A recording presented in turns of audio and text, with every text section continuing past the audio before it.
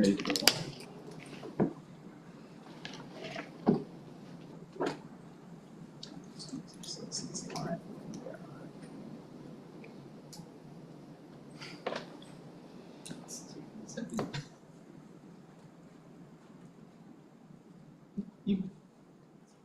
No, you're.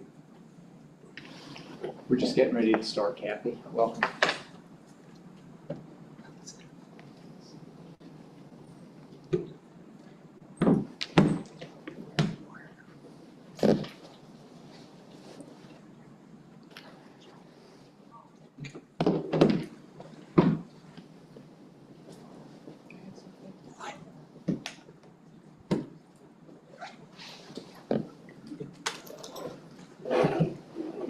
We're good. See, yeah.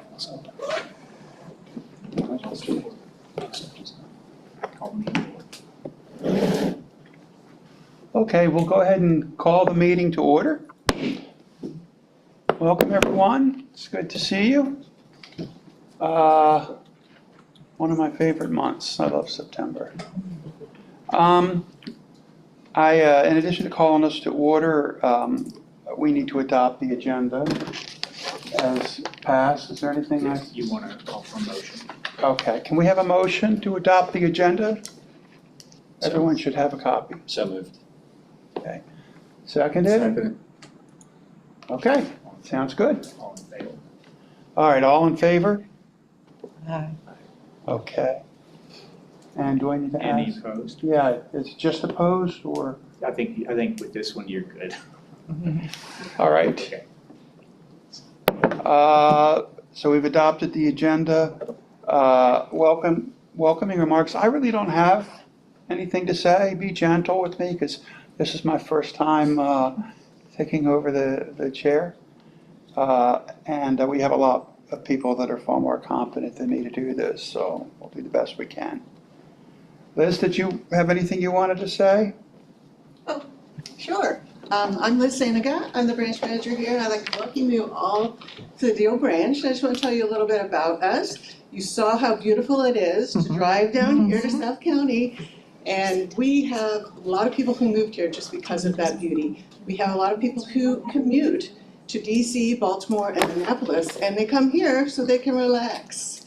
But we also have some other different groups in our community, such as a large contingent of Spanish speakers now. And that's why we have a couple of community schools now in the area, Tracy's Elementary and Shadyside Elementary. No, that's wrong. Lothian Elementary, sorry. I also wanted to let you know we have lots of partnerships here. We have Captain Avery House in Shadyside, who will be partnering with a lot this coming year. We also have Arts Lab. You can see the art around our meeting room. They are a group of nonprofits that have classes for art and poetry and also pottery. So you're welcome to come down and take a class with them. But we'll be doing a lot of things with them as well. We also have a very active community in our Community of Hope. And also we have a Chamber of Commerce that's very active. And we connect with those businesses and they help us out with publicity and that sort of thing. So I'd like to invite you all to come back down in about a month when all the colors of the trees will be out and beautiful. And I just hope you enjoy yourself when you're here. Thank you. Thank you, Liz. So I would like to introduce a few people who are here as guests. First of all, I'm not sure that you stated your name at the beginning, but let's do that. Dr. Rob Sapp is the second vice chair, and because Chris Nelson is with us from Wisconsin on the Zoom, as well as Demita McDonald, who is on the Zoom. Chris had the excuse of being out of state, way out of state. Demita has the excuse of having just brought baby Wesley McDonald into the world. It's good to see you there, Demita. So I want to introduce a few people who are here. We have, first of all, from the Library Staff Association, Amy Loudon is here. She's a Deal Library staff member and works with Liz. Emily Borger is here. She's a Crofton Library Associate who is here with the LATI program, which is Library Associate Training Institute, I think, is what the I stands for.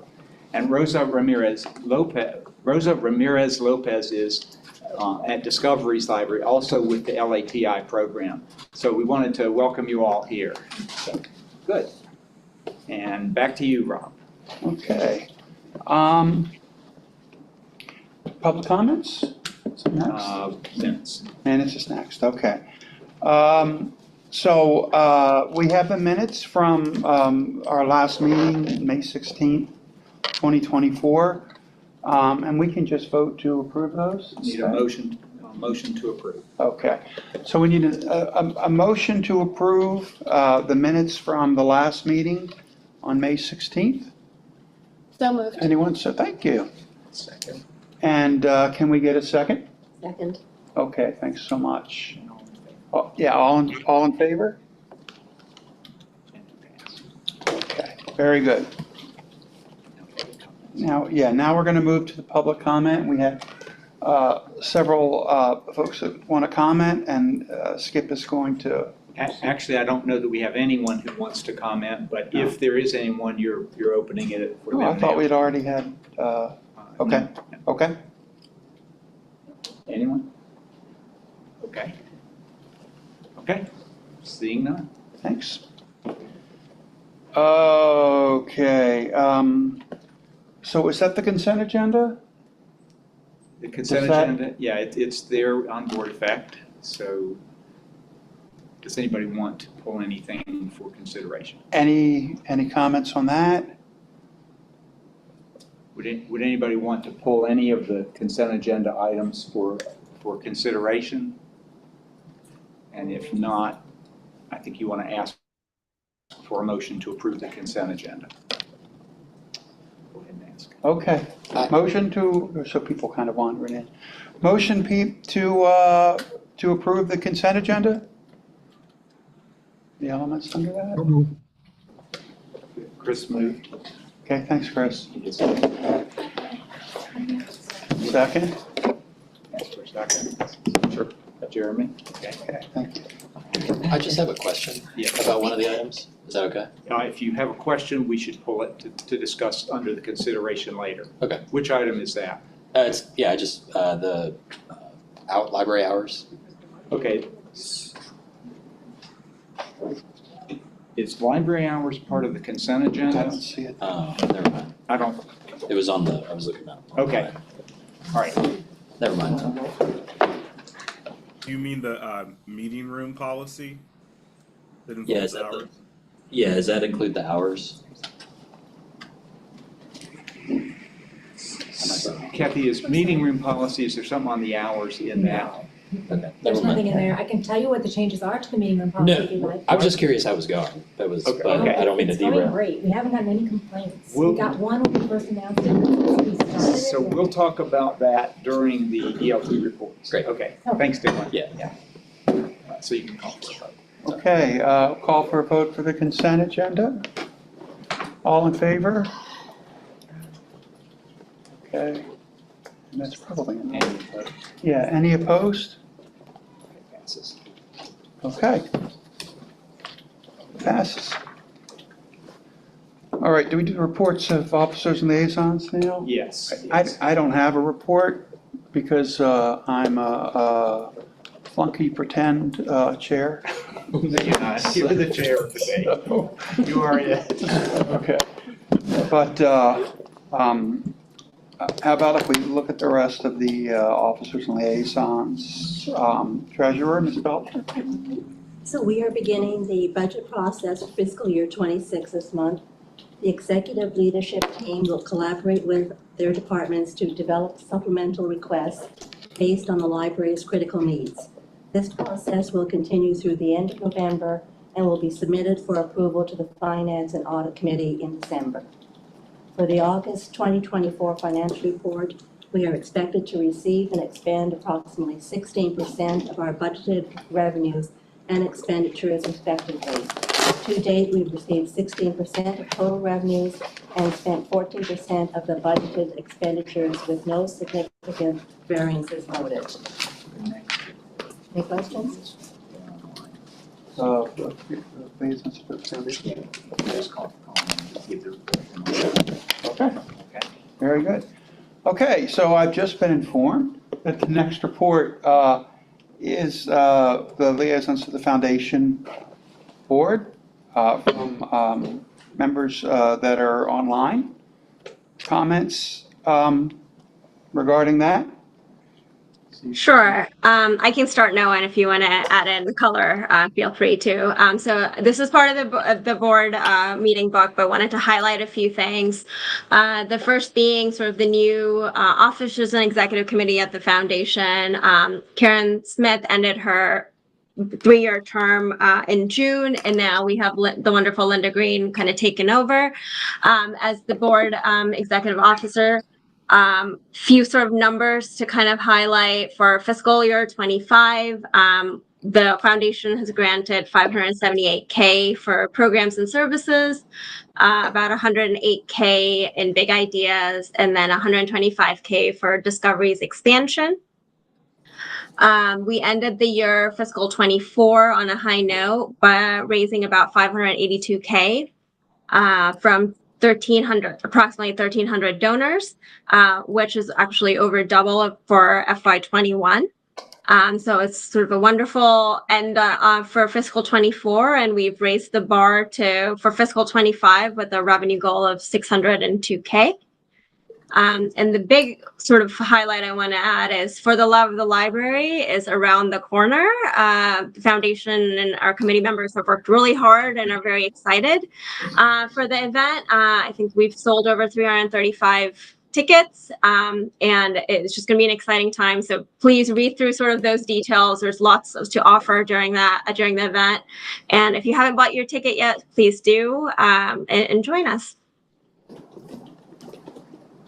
Very exciting. I'm really looking forward to it. Okay, well, I will just report for the executive leadership team. I do want Kathy to respond to Dylan's question about hours, and then if anybody else on my team has anything to add. But Kathy, could you report? Sure. Thanks for the question. We transitioned to closing at 8, Monday through Thursday as of the first week of September. It's going really, really smoothly.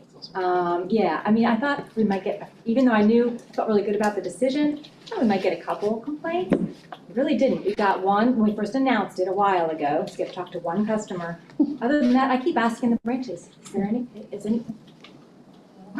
So I think that really shows that a lot of people not a lot of people were counting on that hour, So yeah, so I'm happy to report that it's gone really well. That's awesome. Thank you. Okay, and I have just a couple of things to report. First of all, I would like to encourage all of you trustees, I guess with the exception of Margot, even though we have a non-alcoholic option at the For the Love of the Library, but just buy those tickets to For the Love of the Library. But Margot, you are invited, as are all of you, to the general staff meeting, which will be at the BWI Weston on October the 17th. Get there by about 8:30, goes till 12. If you need to get away a little earlier than 12, that's fine, but we have a great program that Bethany Lambert has put together for the general staff meeting. We always recognize employees for their years of service. We soon are going to be picking the Employee of the Year and the Team of the Year. And that's a process that is managed by the Staff Association.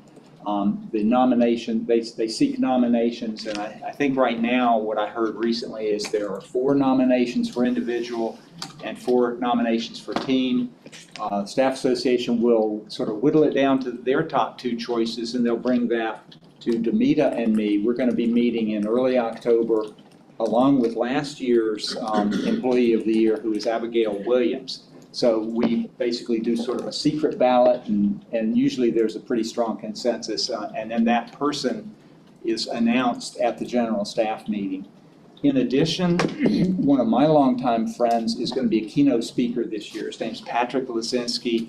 He has just retired from being CEO of the Columbus Metropolitan Library. Great person. He has created, along with a really great staff there in Columbus, just one of the premier library systems across the country. So he'll be here not to so much focus on his career in the past, but really where he envisions libraries are going. He's really got sort of a hand on the pulse of what's happening with everything from artificial intelligence to all the other kinds of things that we're involved with in libraries these days. So if you could get to that, what we lovingly call the GSM, we would love to have you there. Just be sure to let, I think you need to let Bethany Lambert know. Is that right, Donna?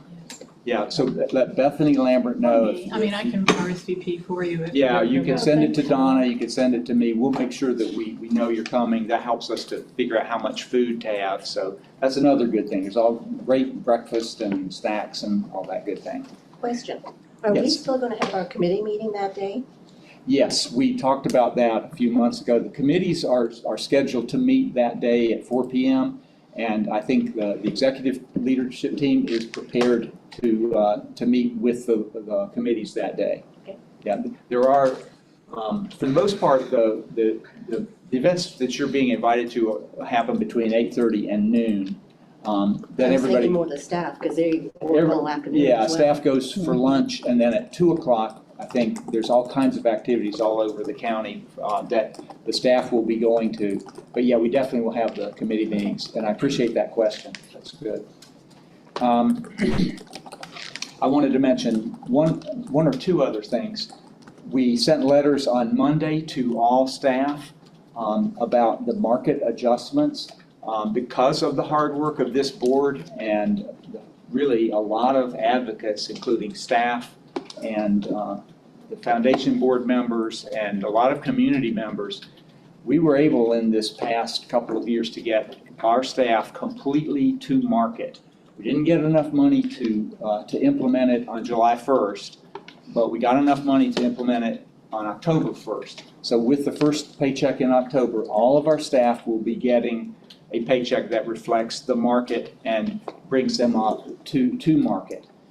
That does not mean that every staff member is getting an adjustment, because roughly 50 or 60 or so of our close to 300 staff were already at market, but 228 people are having an adjustment, and that ranges from a few hundred to several $1,000s annually that is being given to staff. It's a tremendous thing, and I think we've put it in paper for you, but just to put it in a little context, 2 or 3 years ago, our salary and benefit budget was maybe $22 million a year, 21, 22. The county has added $5 million to that base over the last 2 years. They provided a 5% and a 3% cost of living and merit increase last year. They provided a 3% cost of living increase this year. Last year, they added $1 million to our base, and this year they're adding $992,000, basically $990,000 to our, overall it's $5 million when you add in the COLA, merit, and just outright increases. That $5 million is added to the permanent base budget of salaries and benefits for our staff. So we're now up, I don't even know, Cedric, where are we? Almost $36 million. So the overall budget is $36 million. I know when I got here 14 years ago, our budget overall was $19 million. So for a lot of reasons, the expansion of positions, we still don't have enough positions. That's going to be our big push, we think, this coming year. But there's a lot of things that have added to that. But it's really a tremendous thing that we've accomplished to get our staff to that point. Next, not this coming fiscal year, but probably the one after, we will be working on merit and COLA increases by working with the union and developing contracts. I do want to mention that we have now 2 certified unions or bargaining units in our library system. On July 1st, I was presented with a petition for an AFSCME union, and the We hired a labor relations attorney, Robin Burrows. She's great to work with, and she and the AFSCME attorney decided on a neutral decision maker, determined pretty quickly that over 50% of our employees had signed the card saying they want to have a union. Then about 3 or 4 weeks after that, we got another petition for a supervisory unit. The law that became effective on July 1st, which is the Library Workers Empowerment Act, that law provides that any library and any public library system in Maryland can have these 2 unions, or 2 bargaining units. So we do have them now. We are still working. I think there's going to be a hearing in a few weeks to determine a couple of positions that are unclear. We think that they should not be in the union because they are confidential in nature. And the union is saying, no, we think they should be part of the union. So we're going to work that out. The neutral decision maker will make the final decision on that. And then we'll be letting all of our staff know exactly which positions are in a union and which are not. Generally speaking, the ones that are not are management or confidential. So confidential includes, for example, our human resources and finance staff, our foundation staff, and a lot of our IT staff, as well as Donna, for example, is not, and a couple of other positions like that that are confidential positions. So anyway, any questions about any of that? Anybody online? Are you all hearing pretty well? Yeah. Okay. Yes. I see. Okay, Yeah, it's great. Good. Skip, I'd just like to point out, for as long as I've known you and for as long as you've worked on staff-focused benefits, this has really been a charge of yours. And it doesn't mean you're the only person who's ever worked on it. I want to be sure that everyone realizes, especially those who haven't been with the board a long time, that this is a passion of yours, and getting compensation for our staff is well received and well appreciated. So, thank you. Well, I'm not alone, and I'm not alone in pushing for it, and all of you have been a part of it as well. So thank you, I appreciate that. We're going to be talking about the book sanctuary idea in a few minutes, but I would like to see if you could seek a motion on adopting this statement on equitable access. If you could get a motion and get it on the table, then we can have some discussion. Sure. Do we need to have discussion up front, or do we? I think you want to get the motion on the table and then we'll discuss. Okay. And do we have here it is. Do we have a formal title for the motion, or should we do that? A motion to adopt, is there a motion to adopt the statement on equitable access to ebooks? Okay. Okay, is there a motion? I so move. Cool. Thanks, Jenaline. A second for this? I'll second. Okay. All right. So let me just talk a bit about this. A lot of times the library directors who are part of the Urban Libraries Council will just sign these statements on behalf of their organization, and I potentially could do that, but I really want our board to understand these things before we take a formal stance on it. So, and I may call on one or more of my colleagues in the executive team to give a little more background on the sort of the crisis related to ebooks. There is a national crisis because of the way that the publishers have made ebooks available to libraries.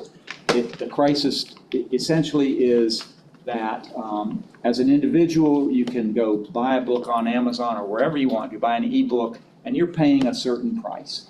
As a library, the publishers charge triple, quadruple the cost. So in other words, a book you might buy for $9.99, they're going to charge the library $50 or $60 or more.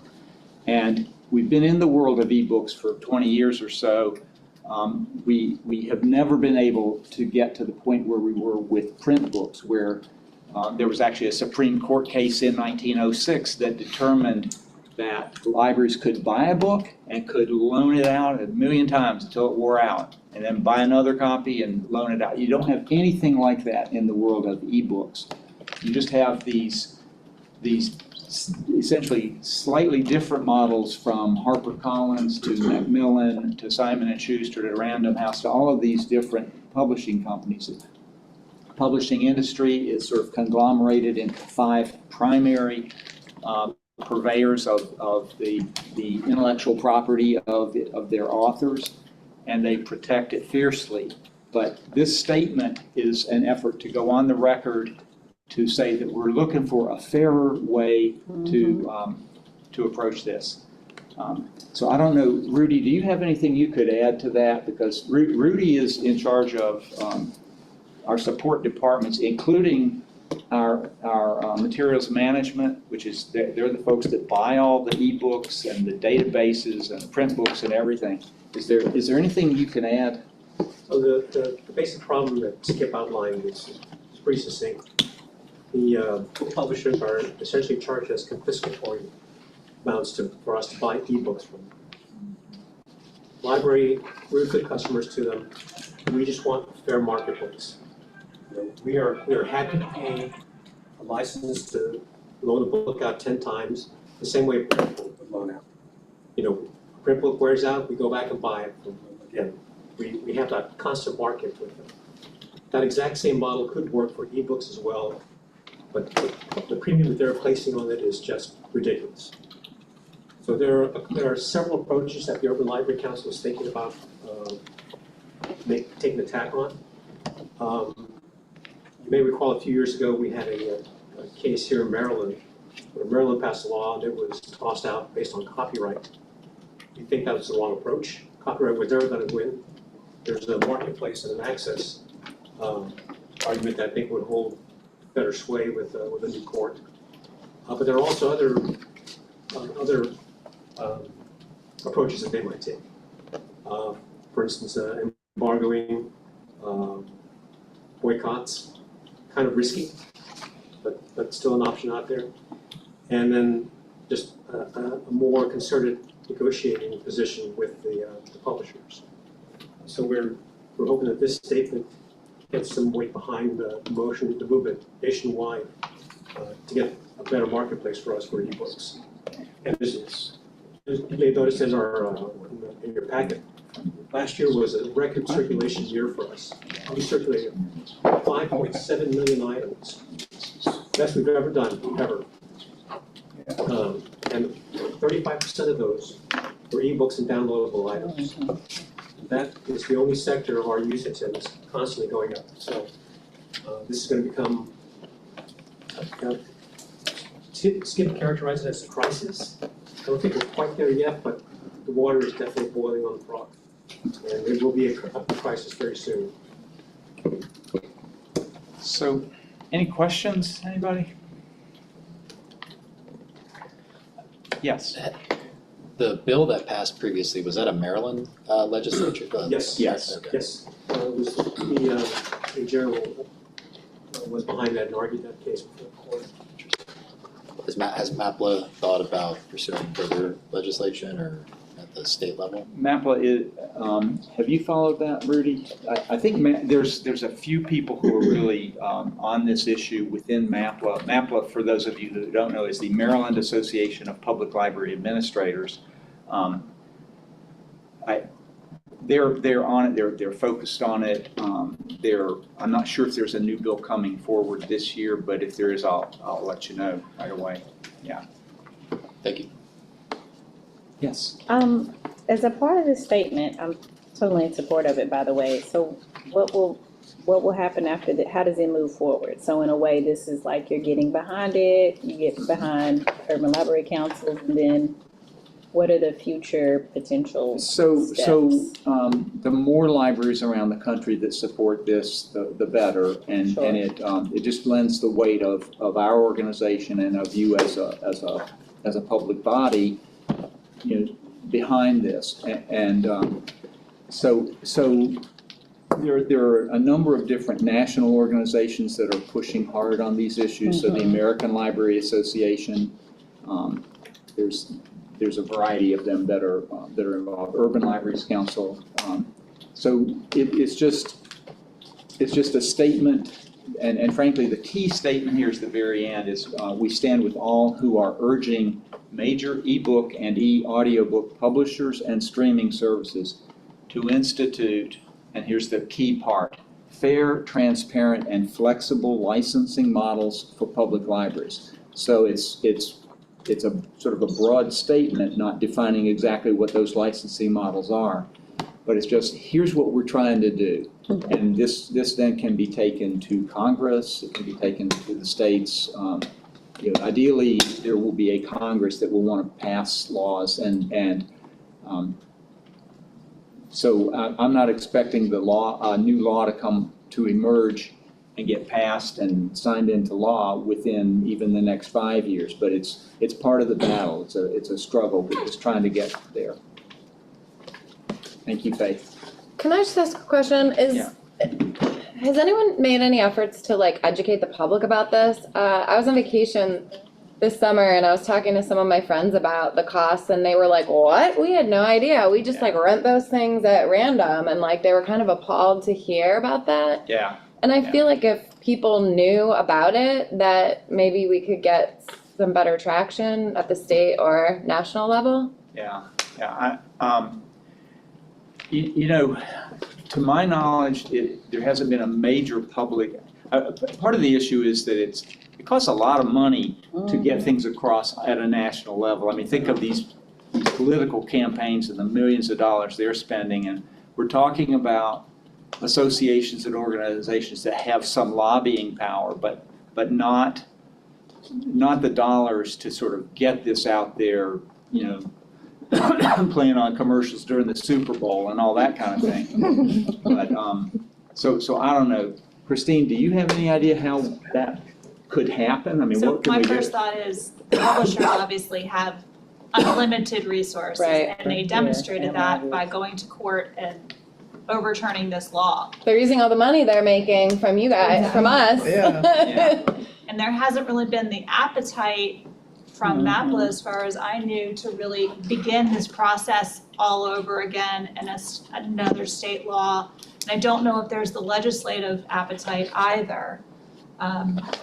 So I think that needs to probably, as much as I want to shout from the rooftops, I think those two things need to happen before we really start a full-scale campaign. Okay. Yeah, I was just curious. There's the.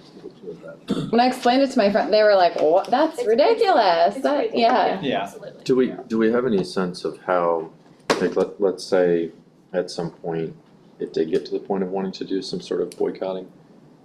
What's the appetite from all of the institutions that are signing this, for doing a coordinated boycott? For doing a coordinated. Obviously, we're not there yet, but.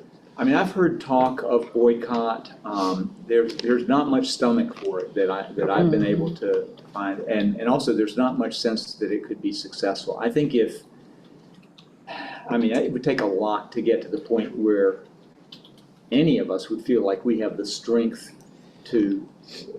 of not of will, the strength of the sense that we would even be making a difference. Right. I mean, libraries do have a big chunk of the market, but it's not 50%. It's probably not even 80%. I don't know how much of the overall market libraries have, but getting thousands of different libraries to agree, essentially not to buy the things that your public is demanding or your constituents. If you're an academic library, I don't know. I don't know.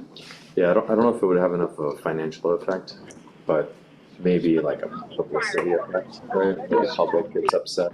Yeah. It kind of reminds me akin to academics in Elsevier, when we had a lot of issues with backfiles and embargoes and perpetual access around journals. Yeah. You started to see people kind of withdraw and do a lot of institutional repositories, but that's different because you're talking about books in a different way. Yeah. But yeah. Well, there was a huge outcry and backlash with Macmillan maybe 6 or 8 years ago, where they created a certain model that was not going to work well for libraries and their users, and so Macmillan backed off of that eventually. Yeah, to Lonnie's point, I think, and Christine's too, this might be inappropriate. This is Laura. Can you guys hear me? Yes. Okay, so one of the things that we're instituting now is the blueprint.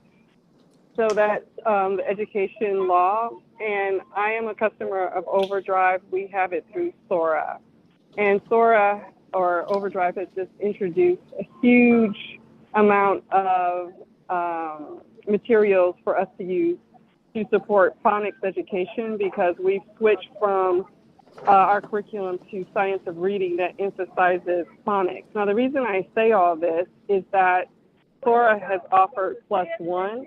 So now as students and teachers use Sora, we can add our public library, and they can do universal searches for our libraries, our district libraries, and now our public libraries. So as we think about how they're price gorging, if we could some kind of way tie in our school libraries, and maybe for the state of Maryland, even tie it into the blueprint, because right now I don't see how the state's going to pay for the blueprint after 2 years, because the state's going to pull away funding and counties are going to have to pay for it themselves. I don't see where that money's coming from, except for property taxes, which in Montgomery County where I work, they're taxed out. So we need to think about partnerships with other libraries, like was mentioned, and probably your school libraries probably have the biggest market if you think about K-12, and then bring on the collegiate libraries. And maybe we can funnel this through American Library Association, School Library Association, but start at the grassroots, because I didn't know about this. I was shocked. But I do know when I buy things through Overdrive, depending on what I want, it costs a lot of money. And I like Teen Book Cloud better because I can have simultaneous use, but often they don't have the titles we need. So we need to push these publishers for a lot of things.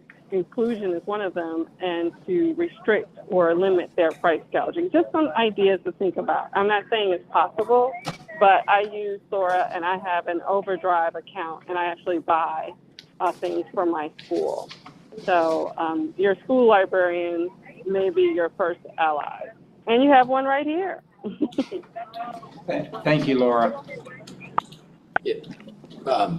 What I was trying to say, to Lonnie and Christine's point, I don't know if I don't know if a bill or whatever, I don't think the time is right for that, but to try and grow awareness of the challenge, I think it's reasonable to assume, and this might get into a gray area with our role, but I'll say lobby. it's reasonable to assume that we have the contact information for a lot of those folks that use these types of books from us and from all these variety of libraries that are a part of this movement. I don't think that it would be appropriate for us to guide them to some sort of advocacy group advocating on this, but maybe we could alert them that we have taken this vote on this resolution as a position of the library board, and hopefully just let them know that this is a problem. I don't know if that's appropriate, but It sounds like it's quite doable. You know, we could, I mean, we're gonna have to have that vote here in a minute or two, but I think, you know, we have a really good solid reach from our email marketing. It comes out of Christine's department, and it uses the Orange Boy software that we have. Essentially, we have an opt-out system for email so that people don't want to hear from us. They just let us know, but that means that we have at least 100,000 active emails that we can send to and just let them know that this has been passed by the board, and we can give some context to it. We need to give them something to do, not just necessarily. So we'll have to tell figure them. out some things that, Sort of Talking with the local media even, just like a did you know kind of thing. Like, this is where a big chunk of money is going and this is why, and it's a challenge, you know, like public information, you know, there's public money involved here, and I think we need to think through the strategy of. For sure. For sure. Yeah, not just this Yes. is terrible, but what can you do and Mhm. how do we galvanize people in a strategic way? I agree. I think you should just ask. Can we take the vote? Okay. Okay, so for this issue, are there any additional comments? Any other thoughts before we vote? Okay, all those in favor?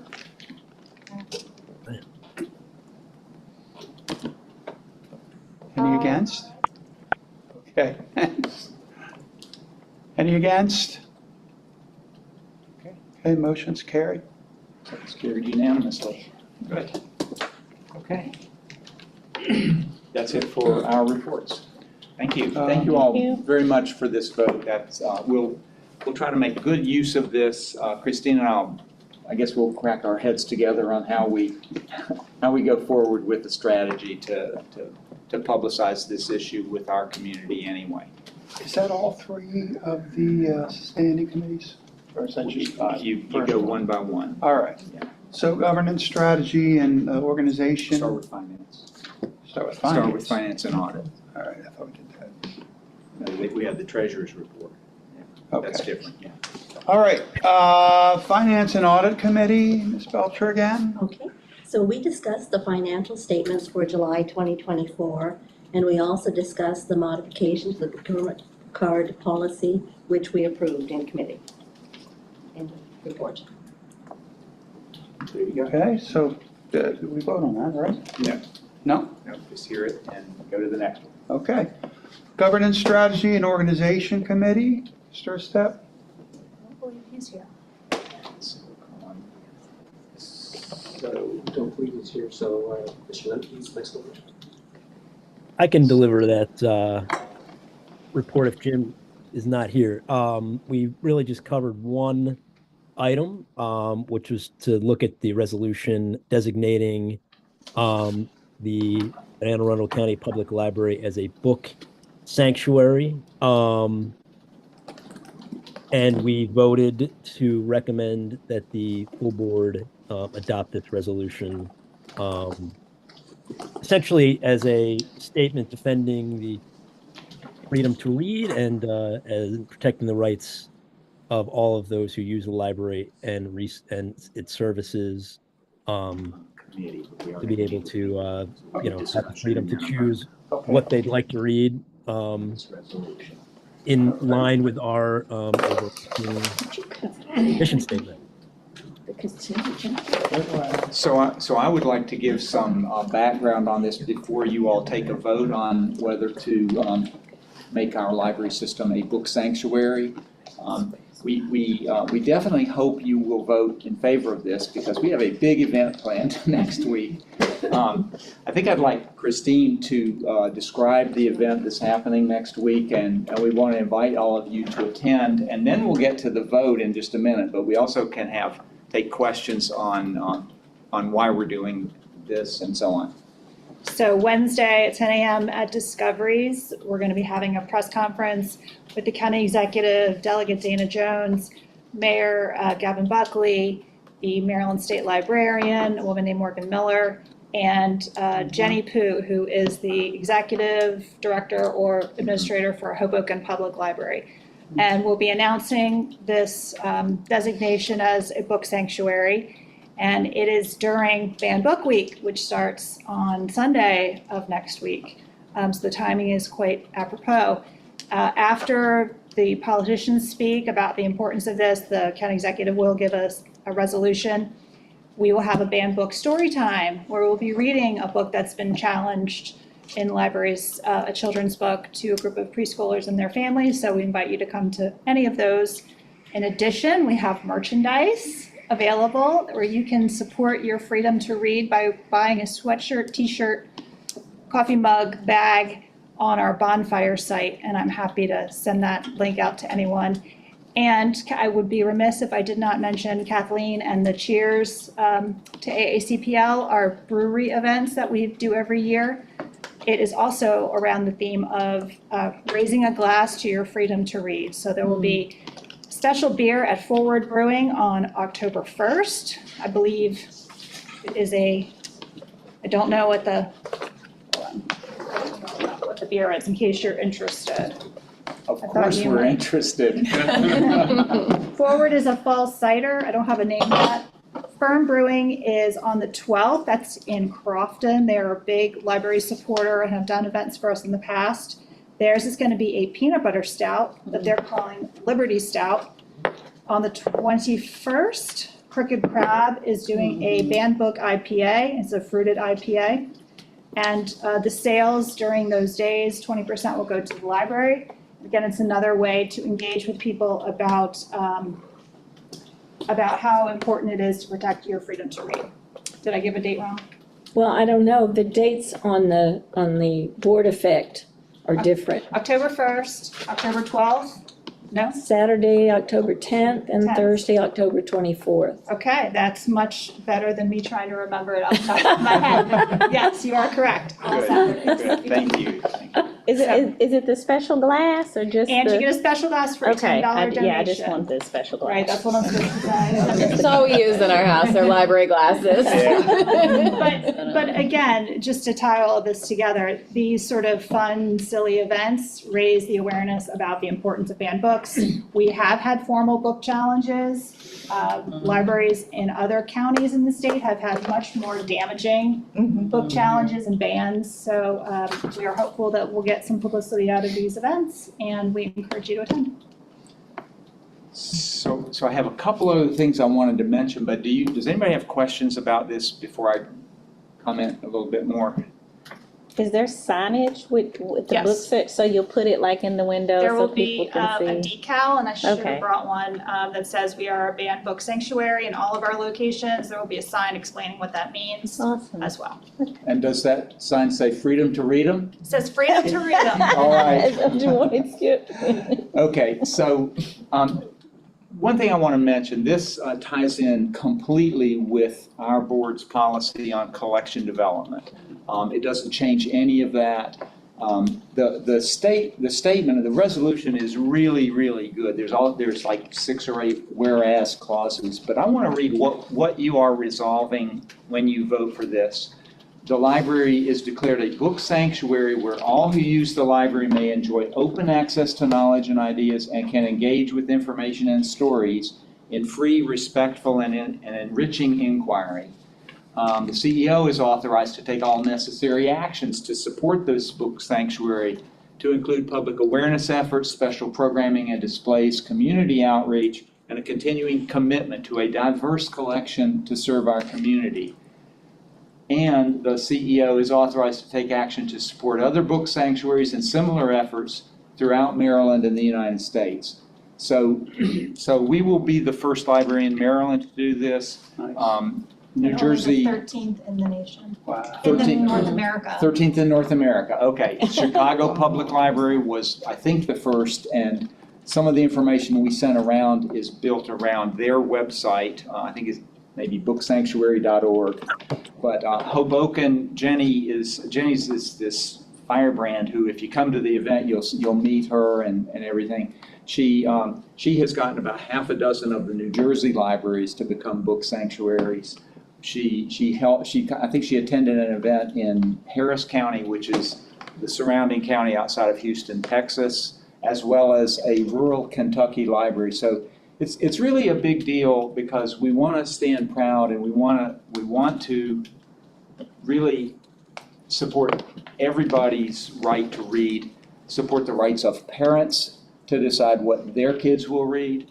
One of the biggest challenges we find is that some parents get afraid of the books they're hearing about being in their schools or public libraries, and they say, we don't want that in the library. And of course, that affects the other parents who do want that book in their school and public library. So you kind of have baked into this whole idea, the idea that parents have the authority and the right to select their kids' reading material, but not to stop other kids from reading. So, Freedom to read them or freedom to not. Yeah, or freedom not. Yeah. Because people, Yeah. they seem to ignore the fact that it's a choice.